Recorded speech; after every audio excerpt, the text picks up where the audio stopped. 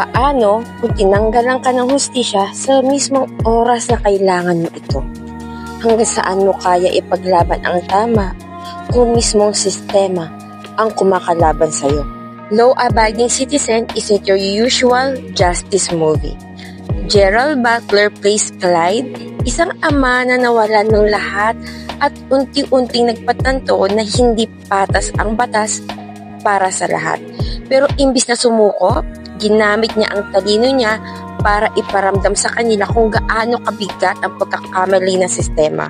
Habang si Jamie Foxx naman, yung prosecutor na nagpagitna sa tama at mali. At sa dulo, pareho silang natutong may presyo ang bawat desisyon.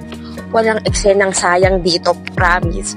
Bawat galaw planado, bawat linya, may lalim. At sa dulo, kahit hindi mo sang-ayunan ng ginawa ni Clyde, maiintindihan mo kung bakit niya ginawa at saan nanggaling yung ganon kalalim na bugso ng damdamin niya.